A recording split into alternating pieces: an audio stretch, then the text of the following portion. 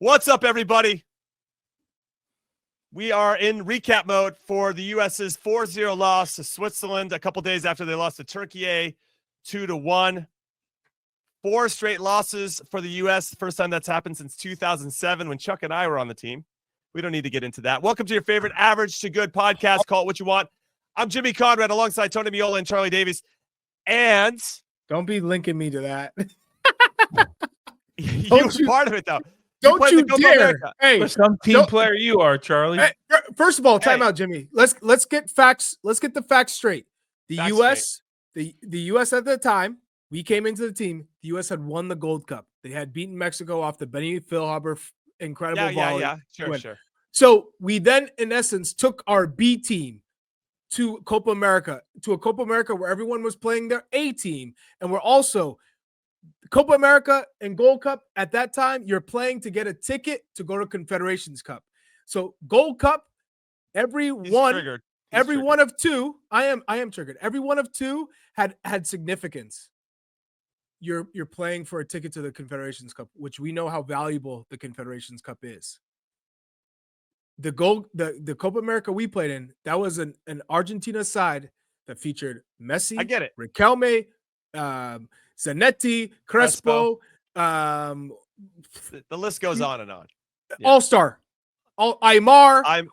Juan Sebastian Verón, Mascherano, Tevez, everybody, right? Everybody. Yeah. And then we played a Paraguay side that had Roca Santa Cruz, and they were flying. And then a Colombian we should have won. That was talented too. Yeah, I get it. Yeah. Don't even connect us to this, to a Panama and to. That's true. And Canada. Don't even try to make the two similar at all. All right. So we triggered Chuck to start the show. Damn, we didn't even get into it. We didn't even get into it yet. Wow. Let's talk about the game, Chuck. Let's talk about the game. No, and I'm gonna have usually we go line by line. No. But we can agree that every line was terrible. Okay, listen. We started the game. And there was some good interplay on the left side. I'm like, okay, baby, let's go. We got some good, Arsene, Brendan Aronson working on some guys. And that was pretty much it for the first half in terms of us being dangerous. They scored in the 13th minute. Then they scored 10 minutes after that. Then they scored 10 minutes after that. And then they scored their 4th goal in the 36th minute. We were down 4-0 after 36 minutes. Unacceptable. So nobody gets a passing grade. Nobody even gets close to a passing grade of that starting team. Now, where we should kind of explore this is the accountability. Everybody needs to take responsibility for it, as does Mauricio Pochettino. He made 9 changes to his starting 11 from Turkey. He said he wanted to see everybody. He saw everybody, Big Tones, and I feel like he got some answers to some questions that maybe he didn't expect to get. That was not a good performance from the U.S. Yeah, I mean, I said before the game, 9 changes. I couldn't believe it. I texted you guys in the group, and I couldn't understand how you make 9 changes, think you're going to be successful against a team like this. You're talking about a team that's probably, ambitions of a quarterfinal in a World Cup in a year, right? And a team that has had success in the World Cup. And you're going to make 9 changes with what's already your B squad. So yeah, Mauricio Pochettino has to take a little bit of this. There's no doubt players didn't perform, but you got to put players in the position to perform. And we can argue about who's here, who's not here. This was terrible. We've had I'll call them second teams. I hate B teams, but we've had B teams playing these games. So someone put in our private chat here, have we seen, and it does, have we seen a worse performance?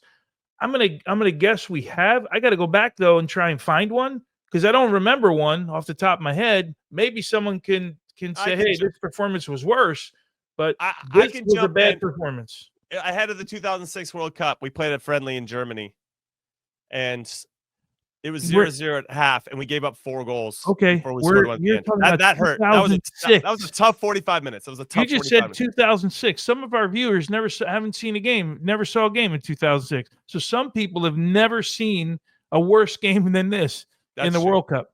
This was better. Sorry, this was worse than Colombia before the Copa America, right? Yes, we actually. We This was actually worse. played some stuff and some things didn't go our way. And Matt Turner was sharp in that game. Like, give me something out of here. Like, this was worse for me. Zero shots on goal, only one corner kick. So if we talk about being threatened in the attacking third, this was not the performance. Chuck is our resident number 9. I think even you right now at this tender age maybe could have had more of an impact. Hey, I'm telling you right now, I would have.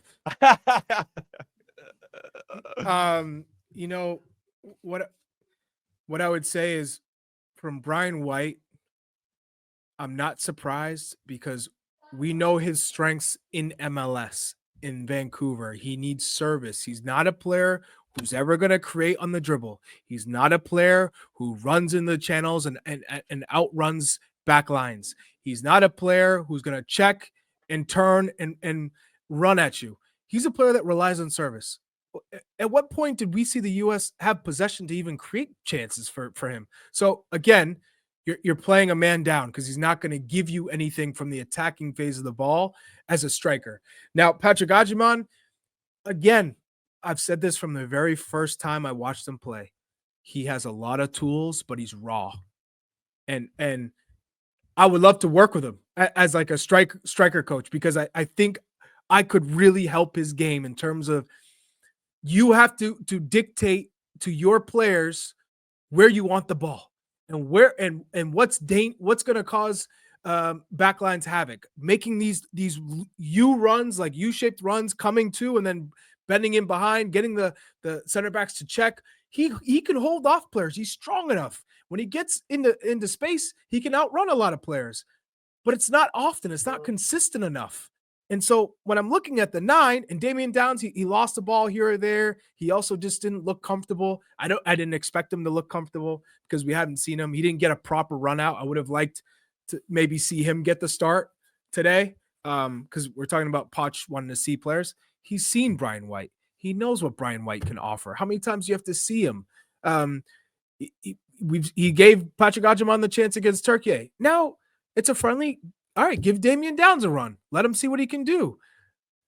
So I'm frustrated with the level of quality, because I don't want to talk about the intangibles. Every player should have that intensity or the fight, or, man, I'm a year out from a World Cup. I want to be on this team. I'm going to do whatever it takes. I will run through a brick wall for my country, for my team, to prove because we already saw what it is for Diego Luna. My man took a broken nose, blood gushing. That's an easy ask or an easy tell for all the players to say, now I know what it takes to get on Pochettino's good side. It's just sacrifice yourself for the team. And he got the quality. So he sacrificed himself and he got an assist. We just need to see quality. Keep the ball, beat your players, the simple things. And from that number 9 position, it's been disappointing. You're muted. Come on, muted. Jimmy. You're muted, on, Tony. I mean, Jimmy. Come on, cream cheese. That's a red dot for the red dot. That's a big red dot. I saw a lot of red dots tonight. Okay, Chuck. So I'm just adding to the red dots that are all around us at the moment. I think that's the big point, and I appreciate you bringing that up. That there are probably some guys on the team that are giving that type of energy, right, and giving that type of output, and running as hard as they can, and trying to do all the little things that are non-negotiable. But that's that quality part. And so there was a moment in the game, and I wrote it down, but I didn't mark the minute, but it was pretty early on, maybe the first 10, 15 minutes, where Switzerland all of a sudden decided to press us high, and we didn't cope with it. At that point, they'd kind of stayed in the mid-block or dropped off a little bit, maybe kind of see what we got. And then they just hit a switch and pressed us, and we couldn't play through it. And I thought, wow, this is going to be a long game here. I didn't say it because we were in the middle of our watch along, and we appreciate everybody that was hanging out with us for that. But I knew then that that's another gear, another quality, another layer that Switzerland has that we don't. And yes, I know we don't have our top team and all of our top players available, but even with those guys, sometimes I wonder how connected we are in terms of how we're moving as a group. And the timing of our movement, and are we trying to trap in certain areas, and how sophisticated are we in our team shape and what we're in our pressing schemes, I should say. And I'm not convinced that that's ironed out yet. I don't think we've seen a lot of evidence of that, and definitely not with this particular group, which is made even harder when you make so many significant changes. 9 changes to your starting 11 is a lot. So in terms of takeaways from this game, the only takeaways I really have is more like guys that just made it harder for them to play their way into the team. Johnny Cardoso, I didn't see much of him. Matt Turner didn't look good, right? Our center backs, Zimmerman and McKenzie, didn't look good, right? Whether they're involved in everything, and it's more the wingbacks, the Harriel and Arvston that are ones that are getting beat, and now they've got to recover. You still got to organize, right? I still want to hold those guys, the center backs in particular, to that standard. One, you got to have presence. You got to have communication. You can't have the lines collapse on each other. And if you can feel the team shape is coming apart, for me, that's on the center backs. Whether they want that responsibility or not, I'm giving it to them because that's what I expect from that position. And so, there's a lot. And I know that they maybe haven't played together before, but whatever. It's a national team, man. You have to figure it out. And you have to figure it out quickly, especially against a good opponent like Switzerland.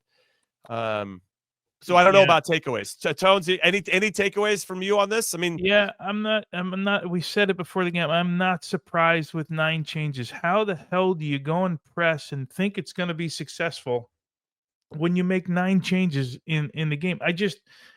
We said it before. We said it a half hour before kickoff when we saw this team. I think it's impossible to ask that of your players. Now, you're asked to do it, so you got to go do it. Right. And we couldn't figure that out at all. I don't know that we had more than 5 moments where we actually turned over a ball because our press put them under pressure. Right. I can't look at the second half because Switzerland completely took their foot off the pedal. Right. They dropped in. You had a bunch of players conserving energy. So I can't really look at the second half outside of. One thing I do know is that give me everybody with Diego Luna's heart. I'll take him every day of the week, man. Tony, I got to ask you a question because I think you brought up a great point. The 9 changes. Let's say you don't know who the coach is, you don't know who the team is. You just know you're a year out from a World Cup and you've had some poor performances leading up to this Gold Cup. All right, I'm not just a tournament, and you got 2 friendlies against good competition ahead of this tournament. You lost the first game 2-1, and everybody and their mom was saying, "Oh, it's all positives. Everything was positive. We got a lot of positive." Which to me, Tony and Jimmy, I was confused as hell when everyone's like, "Oh, so many positives. It was really great. We did," and I'm thinking, did y'all watch the same game I watched? There weren't so many positives. Like sure, there were some good things, but we lost at home to Turkey in a friendly and a beatable side. Yeah, they have some good players, but they lack pace in a lot of areas. We got beat. So I'm going to ask you this. The next game, you make 9 changes. What does that tell you about that coach in that scenario? Would you say that coach knows his players? No, absolutely not. And by the way, you're going to make 9 changes again coming up on Sunday because you can't play this team against Trinidad. You just can't. I agree. So now you go back to the issue we had in the first place. So how alarming is that to begin with? You're going to make 9 changes in a game where now we're ramping up and everything seemed to be a little bit more important. You should have a good idea of who can play and who can't, who's going to be a contributor and who can't. I don't think we have to play that guessing game at this stage, but you make 9. Okay. Well, let's have a real conversation then about Mauricio Pochettino. Mm-hmm. And if this is where we are and he doesn't know the player pool at this point, how much homework is he actually doing? And is he putting eyeballs on? I don't know. Is he relying on his assistants to do it? Is he putting his own eyeballs on this? Like I have a lot of questions as to. Let me just say this, Jimmy, to finish before, because I know where you're going. What I'm going to say is I'm not going to assume that he's not doing work, but what I can say from what I see, too many players are being played out of position. Too many players are getting opportunities that I don't think should necessarily be getting that opportunity or that chance based on their level. not want their playing names. time based on their quality. For instance, in the first game, Jack McGlynn is playing as a right winger. Yes, he scored, but is that a place where you really see him having success when he has no pace, he has no quickness, he's not a one-on-one player, although he got that ball cut in on his left and scored, but he's not a winger. So how does that help set your team up for success? Because ultimately you're unbalanced. I go back to some of these substitutions he's made. Putting in, Nathan Harriel to start, who was a call-in guy, right? He was a replacement guy, and now he's getting the start. I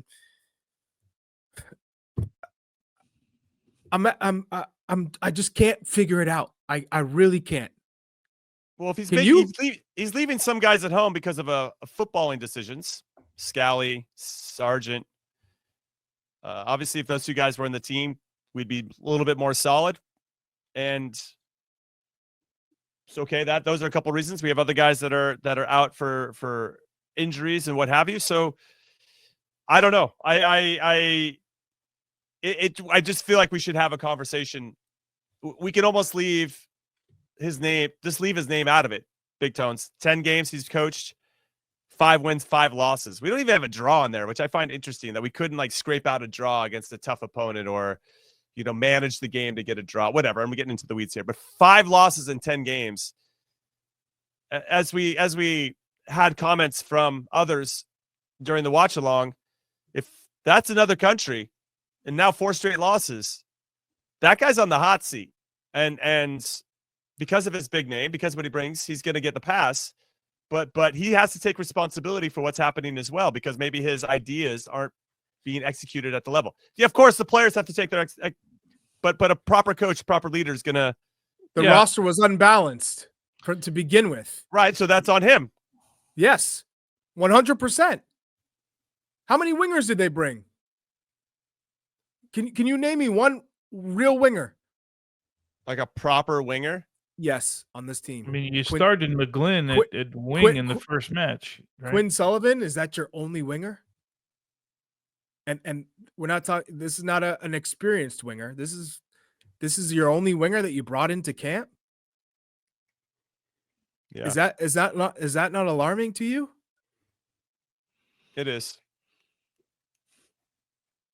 Yeah, I'm looking at the look, roster now. Yeah, but Mauricio Pochettino, look, when the team doesn't do well, the manager takes the heat. I mean, that's everywhere in the world. Okay, we're not nearly as sort of trigger happy, if you will, here in the U.S. He's not going anywhere. He's got to figure this stuff out. He's got it 1 year from tomorrow to figure this stuff out. That's what he's got left. I think he figured out some things tonight, and they're all some guys that he probably doesn't think he can trust in this. And I think we're going to see that reflected in what he puts on the field in the Gold Cup. For me, more than ever, the most important thing in the Gold Cup for me now is winning. Because if you don't start to build a winning culture and you start losing a string of games, I was talking to a friend today, one of my best buddies, and we were talking about it. I said, look, if the U.S. plays shitty in the World Cup and wins the World Cup, no one talks about. No one cares. No one cares. You play great and get knocked out, and I'm exaggerating both examples to make a point, but you play great and get knocked out in the first round, you're getting hammered, bro. Mm-hmm. No matter how great you played, your mission is success for me. I'm saying it. I want to see the next team that gets, for me, the next successful World Cup team is the team that gets to the semifinals of the World Cup. We were already in a quarterfinal in 2002. Didn't get it done. Almost did, but didn't get it done. We could talk about, did we get robbed, all that stuff. Yeah, we probably got robbed a little bit, but we didn't get the job done. The next successful team for me is the team that gets to the semifinals of the World Cup. Period. Mm-hmm. That's it, because that's the next step. All right, we're going to take our first and only break of this recap because we are emotional. So come back and join us here on Call What You Want, and we'll start to dig in on some more individual performances in this disappointing 4-0 loss to Switzerland. The clock never stops. Relive the greatest moments with uninterrupted highlights and more. It's Gareth Bale! Ronaldo! Wonderful goal! On the UEFA Champions League channel. Streaming free. Okay, welcome back in to Call It What You Want. We're in our feelings here after a pretty disappointing, really disappointing performance against Switzerland, 4-0 loss. One of the conversations that we had, and I'm Conrad, by the way, that's how the Brazilians say it, alongside Chuck Wagon and Big Tones. I'm also known as Red Dot Trash Can Cream Cheese, but Conrad is fine. And one of the conversations we had during the watch along was individual performances and who are we worried about the most. And Big Tones, you had one that I hadn't thought about, but makes a ton of sense. So which player that played today are you the most worried about? Yeah, I'm most worried about Johnny Cardoso in the middle of the field. I just, what I see, we talk about, we were mentioning for months Tillman, right? Can we get the PSV Tillman? Tillman is a lot closer to his performances at PSV than Johnny is to his performances at Real Betis.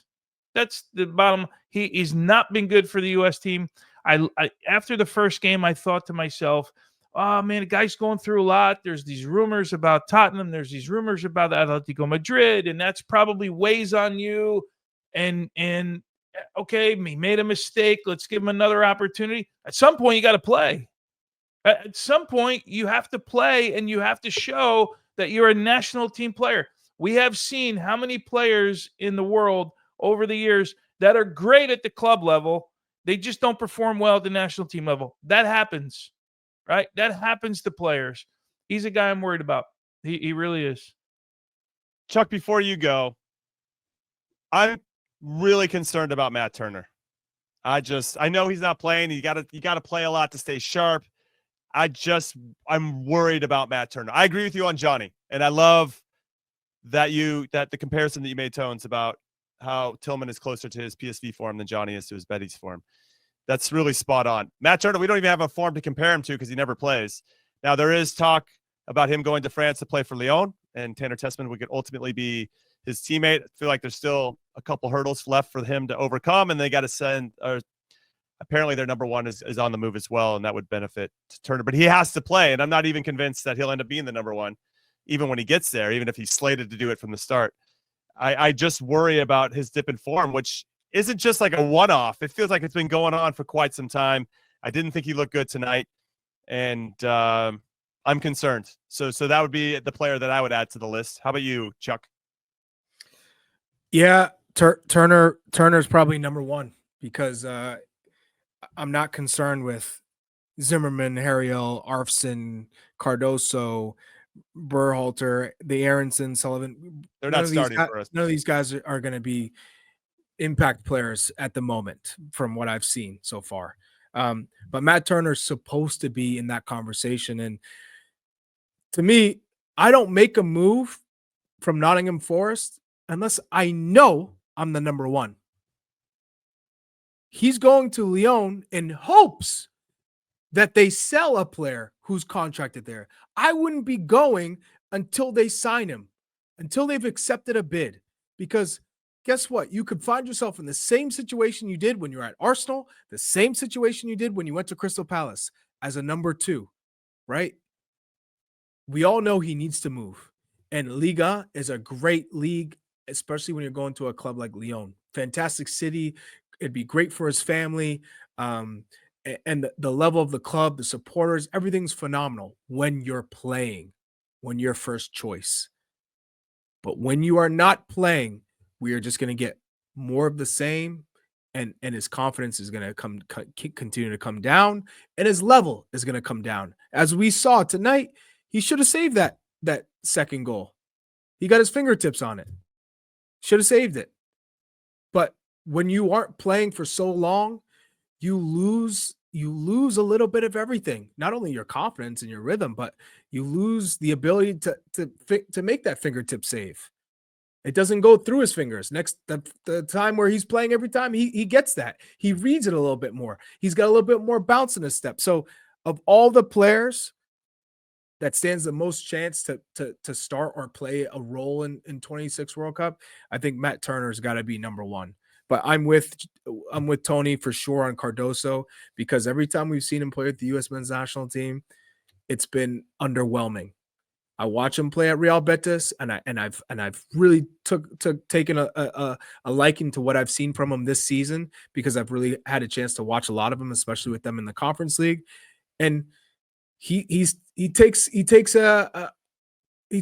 think in his role he takes a big step forward because he's got some cover, and he's always kind of relied on to be that outlet. And a lot of times they're pretty good at possessing the ball, and they have some dangerous players who can create space for them with speed, whether it's Cedric Bakambu, who does a good job of making runs and giving a little bit more space in the midfield for him. But ultimately, those are the two players that I'm really, really concerned about. All right. So lots of concern to spread around. I got this question on the Twitters. Okay. It's from my pal Micah. He says, Jimmy, talk me off the ledge, my dude. What the absolute F is going on? Oof. And when I think about that question, Tones, I'll come to you on this too. And Chuck, obviously, I want you to chime in. I don't have a straight answer, because in terms of what I saw today, yes, the U.S. got outplayed. But in some ways, there was a quality difference between Switzerland and us. But it still came down to proper soccer decisions, right? It still came down to executing at a high level. It still came down to being able to defend properly in 1v1 situations. In identifying, hey, by the way, Switzerland continues to hit the big, long switch. We might want to cheat it a little bit and anticipate that a little bit and slow it down, or get adequate pressure on the ball. There's simple solutions that we just couldn't find quickly or consistently, and that gives me a lot of concern. So when somebody asks me what the F is going on, I guess that these soccer players that we put out there today aren't as good as the other team's soccer players, because we just couldn't get it going on either side of the ball consistently, and that gives me concern. And it has to give Mauricio Pochettino and his team and his coaching staff concern. And God, I don't want to hit the panic button. Yes, it's easy because there's a 1 year out, and it's a nice, but oh shit, man, I don't really have anything to hang my hat on. You know, when Chuck wasn't with us, Tony, we were trying to find the positives in the Turkey game, and there were some, right? There were some good passing patterns. There were some. Yeah. But it's still hopeful. Some. I get it. It's still, but still people are leaving the game like they won 3-1.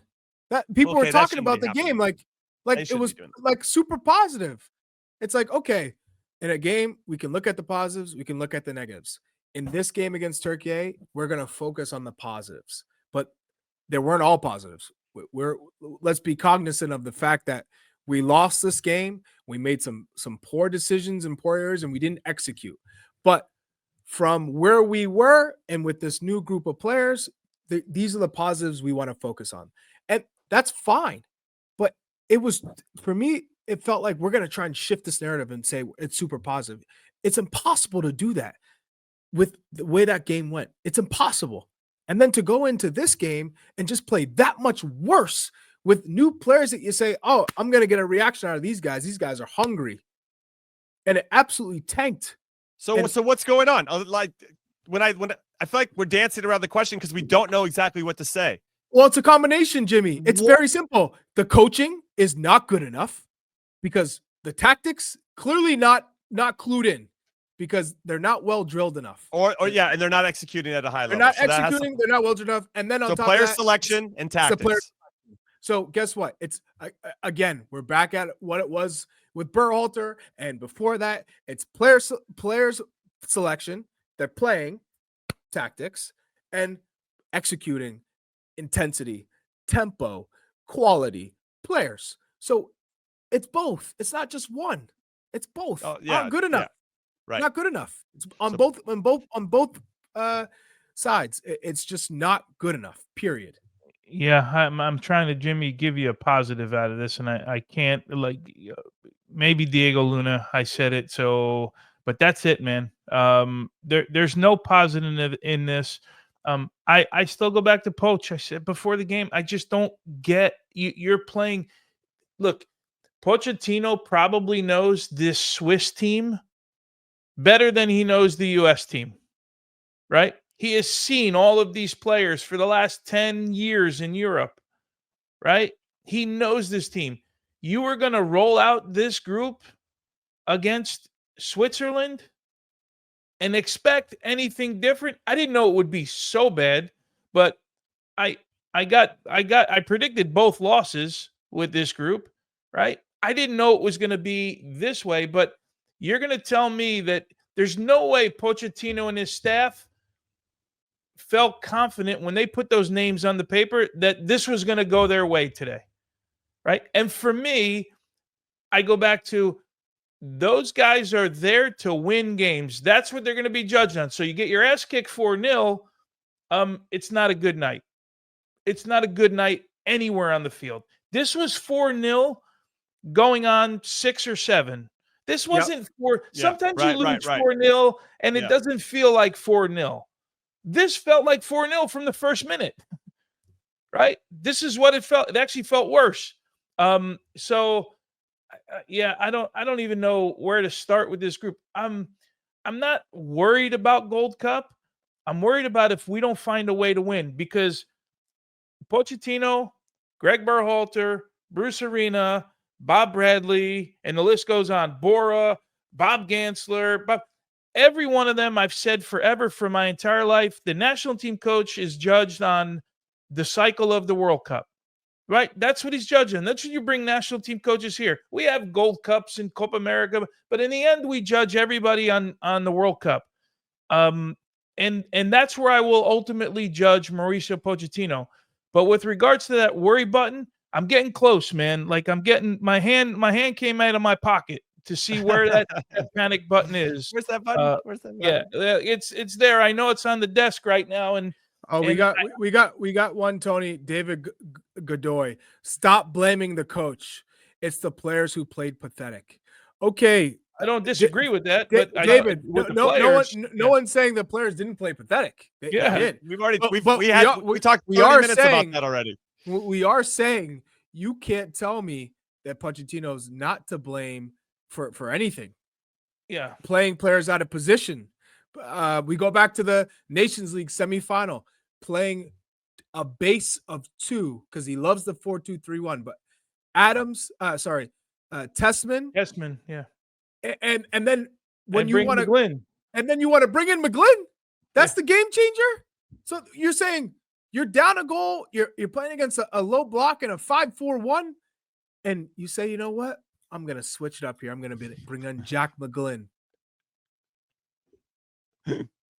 So you can't tell me that's the player's fault with that. So, but at least Charlie, at a minimum, at least we could go.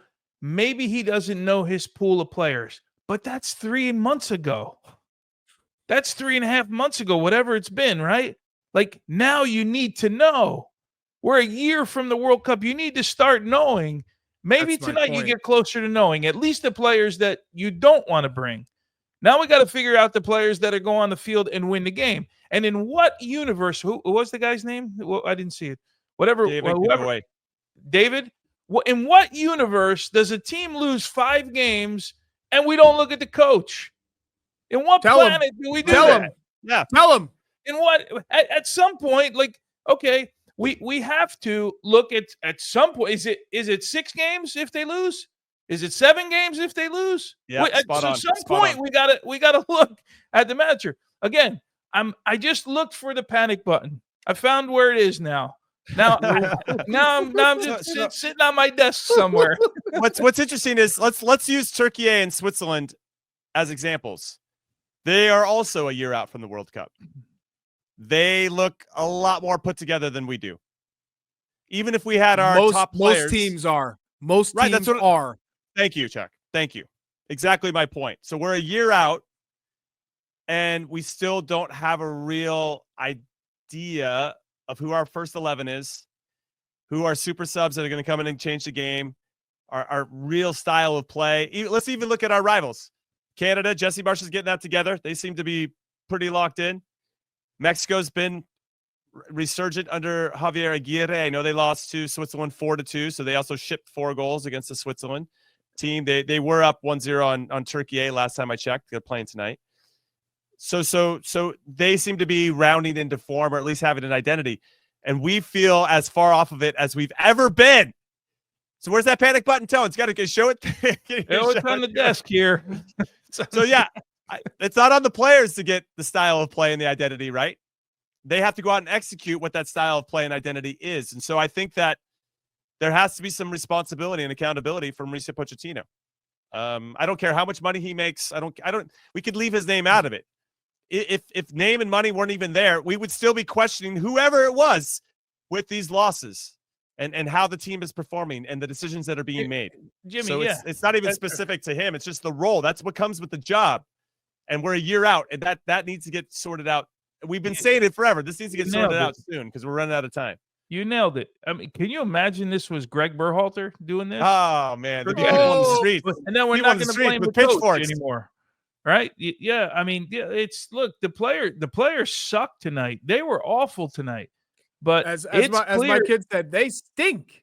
They stink, right? They stink.